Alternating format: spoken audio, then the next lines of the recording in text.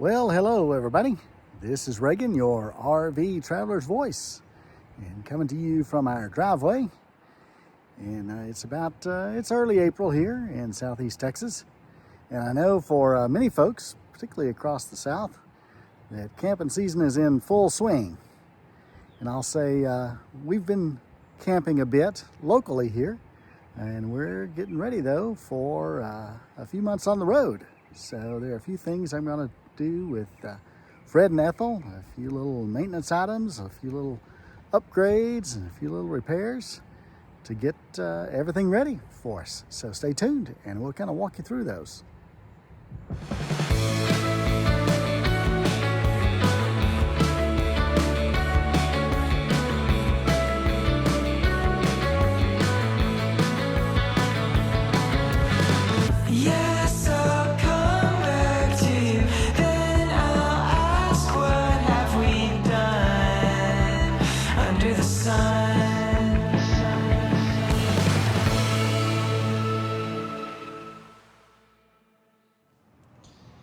And a little maintenance item here is this is our Pro Pride 3P 1400 sway elimination hitch. And on our last outing, the one of the bolts snapped, and I'll take a step over here and show you that bolt. It's this little U-bolt here that connects the weight distribution bar to the weight distribution jacks.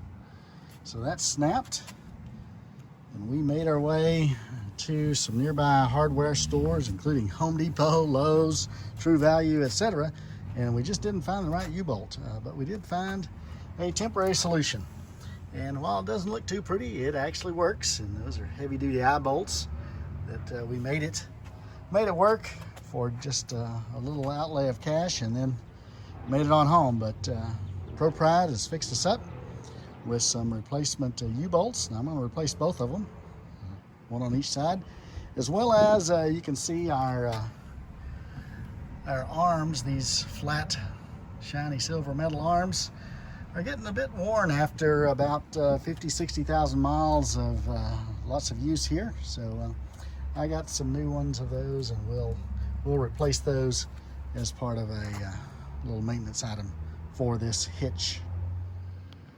Well, the first step in replacing these bars, the connecting bars, as well as the bolts that hold them onto the weight distribution bars, the U-bolts there, is to make sure we've got all the tension released. And I just unhooked the entire truck from the trailer, so we have zero tension on these. So they're already loose, and it's just a couple of bolts, a couple of nuts to remove on the bottom of those U-bolts. And for this one, I improvised. It's just a couple of nuts to remove, as well as that cross member bolt as well. And then we'll be able to take everything apart, put it back together. All right, this first one is off, and we've got it laying here. And let me just re-emphasize what I had on there was a temporary solution. And while these each of these eye bolts is rated for 1,200 pounds each, and this is a 1,400 pound rated bar, so in theory, we've got 2,400 pounds of strength for these two eye bolts. The bolt between them is not that strong, and it got us home. But as you can see, after just a relatively short trip of 50 or 60 miles, the bolt is already just slightly starting to bend and is wearing pretty good. So this, again, was just a temporary fix, by no means a permanent solution, but you do what you got to do in the moment, and recognize the risks associated with it. And it got us home. And some might ask, how did the bolt break in the first place? How did this U-bolt, that's designed to carry the load and carry the stresses, how did it snap? And the short answer to that is, I don't really know. We had just turned into our last campground, rolling down the camp road of paved National Forest Park road, and no bumps, no potholes. And I heard and felt the pop, and heard the pop and felt the jolt to the truck, and when that bolt snapped. And so I immediately turned on my rear view camera and saw this arm just kind of swaying in the wind there. And so we got out and looked and could see nothing that might have hit it. My only conclusion at this point is you know, with the stresses over the years, we've had this for now 5 full seasons and 50 or 60,000 miles. And so anyway, one way or the other, it snapped, and now we've got a solution on the way, and we're going to replace the other bolt while we're at it, just in case there's any extra stresses and wear and tear on that bolt. And we have the weight distribution bar straps here, just comparing the old and the new side by side. And you'll see, you know, the new ones, bolt holes all in good shape as compared to, you know, these bolt holes are almost double the size on the top, and look on the bottom as well. They're worn pretty well.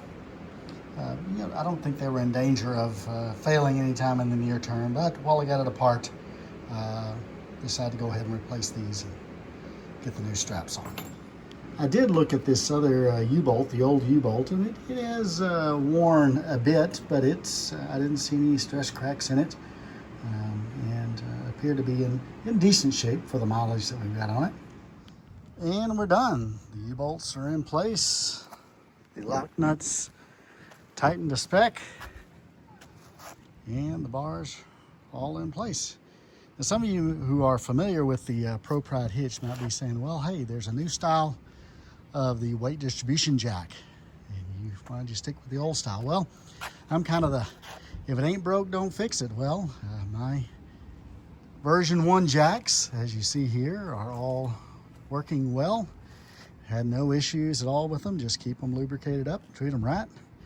And Pro Pride even says, you know, they're functionally provide the same level of weight distribution range as the new style. The main difference is this strap and connector. On some of the version 1s, that connection right here, this little U-shaped, or J, that the strap is connected to, may tend to bend downward, and I've even seen pictures where they bend out and that J actually becomes an L, such that the bar can just slip right off. And so far, mine have not had any issues with that on either side. And you know, like I said, 50, 60,000 miles so far, and we put quite a bit of weight distribution on these jacks for this tongue weight of this trailer.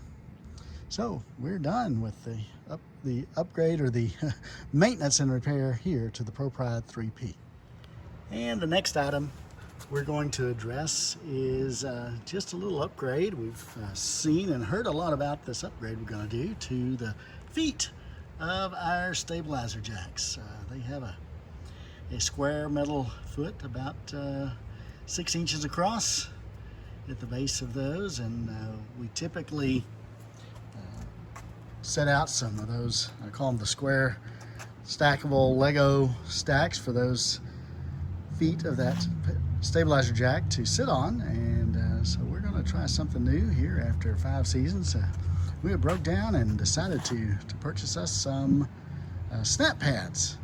So we'll give you a look at those, and we're going to put those on our 4 power stabilizer jack feet as well.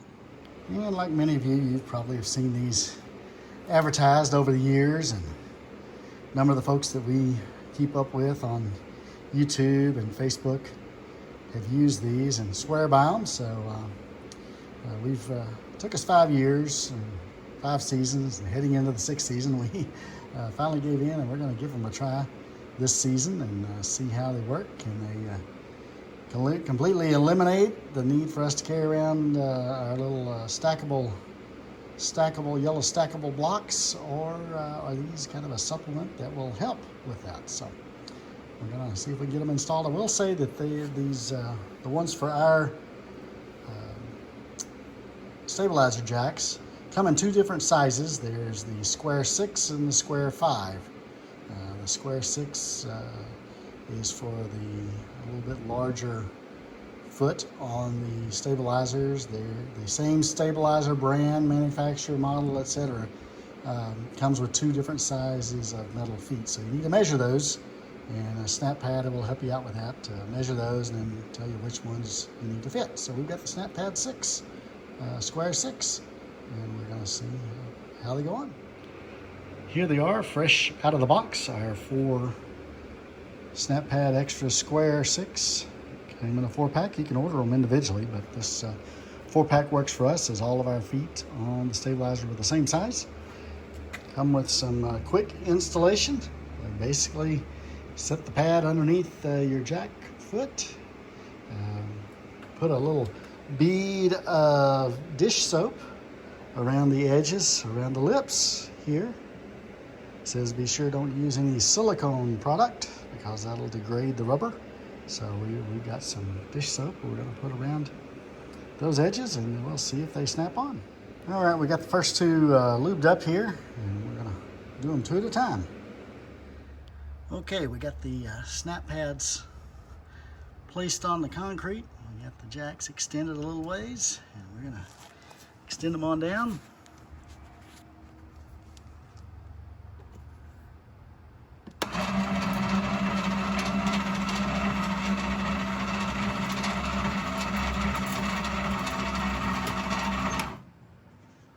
Okay, we're kind of close. We're going to check the alignment.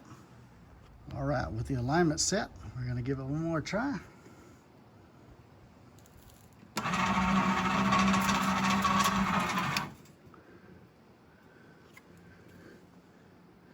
All right, they seem to be seated right. We're going to sit them on down in there. Okay, the other one snapped into place. This one's still got a little ways to go. We're going to raise it up and try it one more time. All right, one more try.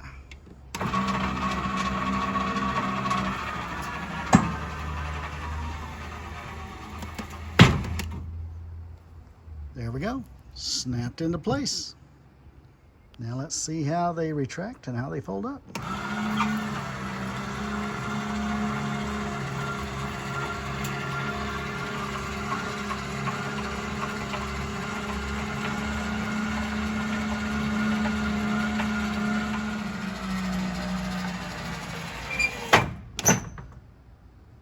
There we go.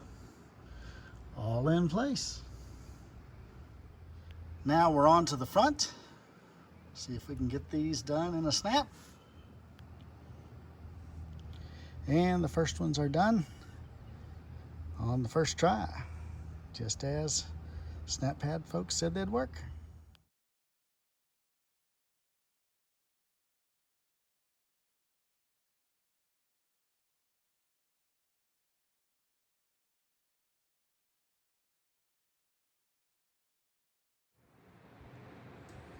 Two down, more to go. Stay tuned for more enhancements, upgrades, and M&R.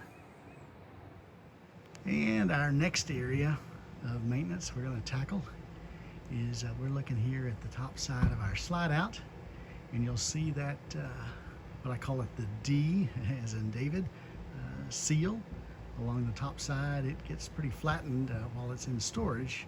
But, you know, over time, it's still very pliable and snaps right back out, but it has come loose from its track, and we're just going to replace that. We're going to endeavor to slide that D-seal out. It's on top, that rubber D-seal, and I've got a brand new one, and we're going to slide into place. So stay tuned for that. We'll see how that goes. I'm not exactly sure how that's going to work out, but we're going to give it a try. We've checked out some YouTube friends and we've seen how they've done it, so we're going to give it a try. Well, upon further inspection, D-seal is actually in good shape. It had just come loose from its track in a couple of places. And so we got it all back in its track and snug up against the track as well, all the way down. And so we don't actually need to replace the D-seal. While I'm at it, I'm gonna get out my slide seal lubricant, get it all cleaned and lubricated again, and it should last many more years. And the seals are all cleaned up, tidied up, and all in good shape. All the way across the top, and down on the other side. And one of the things I'm going to tackle is just a bit of an annoyance. We put Ethel up after our last camping trip, fully clean, in our three-sided storage facility. And the only thing is where we park, there is a nice little security light there at the front of our storage facility. And of course the birds like to sit there and leave their remnants on the nose of our camper, our wildwood camper, Ethel as we call her. So we'll be cleaning that up. And of course, last but not least on my to-do list here today was getting the nose cleaned up. So we got it all cleaned up, shined up, and that'll last till about 5 miles down the road with all the bugs that are out now. But anyway, hey, we're starting off with a clean nose. Thanks for watching. We'll see you down the road. Happy camping.